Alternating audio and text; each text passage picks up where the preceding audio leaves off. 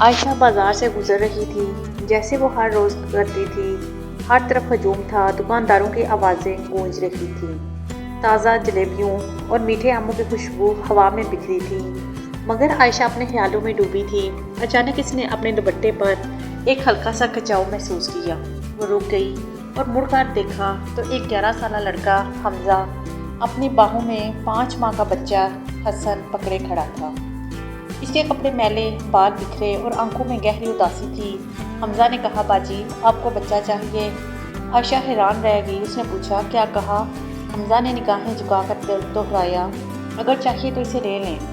عائشہ کا دماغ سن ہو گیا۔ حمزہ نے بتایا کہ اس کی ماں نے کہا ہے کہ وہ حسن کو نہیں پال سکتی، اسے کسی کو دے دو ورنہ وہ اسے دریا میں پھینک دے گی۔ عائشہ نے سڑک کنارے حمزہ کی ماں سلمیٰ کو دیکھا جو نشے میں دودھ شیشے کی بوتل ہاتھ میں پکڑے بیٹھی تھی۔ اس کے کپڑے پھٹے، چہرہ بے جان تھا۔ عائشہ کا دل بیٹھ گیا۔ اس نے حمزہ سے پوچھا، تم اسے کیوں دینا چاہتے ہو؟ حمزہ نے کہا، امی نے کہا کہ وہ اسے پال نہیں سکتی۔ عائشہ نے حسن کو اپنی گود میں لیا اور کہا کہ وہ اسے رکھ لے گی۔ اس فیصلے نے اس کی زندگی بدل دی۔ وہ حمزہ اور حسن کو اپنے گھر لے آئی۔ حمزہ خاموش رہتا، جیسے ہر وقت ڈر میں ہو کہ کوئی اسے اور حسن کو چھین نہ لے۔ حسن جب دودھ پیتا تو بھوک سے روتا، مگر پیٹ بھرنے پر پرسکون سو جاتا، جیسے پہلی بار محفوظ جگہ پر ہو۔ رات کو عائشہ نے حمزہ سے پوچھا، نیند نہیں آ رہی؟ حمزہ نے کہا، اگر میں سو گیا اور وہ آ گئی تو؟ اس کے لفظوں سے عائشہ کے دل میں خوف جاگا۔ اچانک دروازے پر زوردار دستک ہوئی۔ حمزہ گھبرا کر کھڑا ہو گیا اور بولا، وہ آ گئی۔ عائشہ نے دروازہ کھولا تو سلمیٰ کھڑی تھی، نشے میں غصے سے بھری۔ اس نے کہا، تو کیا سمجھتی ہے تم میرے بچوں کو چھین لے گی؟ عائشہ نے جواب دیا، تم نے انہیں سڑک پر چھوڑ دیا تھا۔ سلمیٰ نے کہا، مجھے پیسے دو، میں انہیں چھوڑ دوں گی۔ عائشہ نے کچھ نوٹ نکال کر اسے دیے اور کہا، اب جاؤ۔ سلمیٰ پیسے لے کر چلی گئی، مگر کہہ گئی، یہ ختم نہیں ہوا۔ عائشہ نے دروازہ بند کیا۔ حمزہ نے کہا، آپ نے ہمیں خرید لیا۔ عائشہ نے کہا، نہیں حمزہ، میں نے تمہیں بچایا۔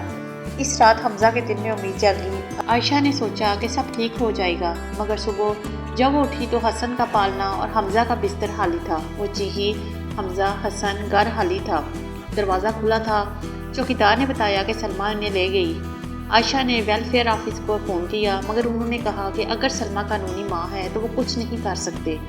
عائشہ نے سلمیٰ کو ڈھونڈنا شروع کیا۔ ایک ریڑھی والے نے بتایا کہ سلمیٰ ایک لمبے کالی کوٹ والے شخص راجہ بائی سے ملی تھی، جو علاقے کا خطرناک آدمی تھا۔ عائشہ جانتی تھی کہ اسے بچوں کو واپس لانا ہے۔ وہ حمزہ کے ساتھ عدالت میں کھڑی تھی۔ سلمیٰ اور اس کا وکیل بھی موجود تھے۔ وکیل نے حمزہ سے پوچھا، تم اپنی ماں سے محبت کرتے ہو؟ حمزہ نے کہا، مجھے اس ماں کی یاد آتی ہے جو میں نے چاہی، مگر یہ وہ نہیں۔ سلمیٰ کا چہرہ سفید پڑ گیا۔ جج نے کاغذات دیکھے اور فیصلہ سنایا کہ حمزہ اور حسن کی سرپرستی عائشہ کو دی جاتی ہے۔ حمزہ نے پوچھا، ہم یہاں رہ سکتے ہیں؟ عائشہ کی آنکھوں میں آنسو آ گئے۔ اس نے کہا، ہاں، اب تم ہمیشہ یہیں رہو گے۔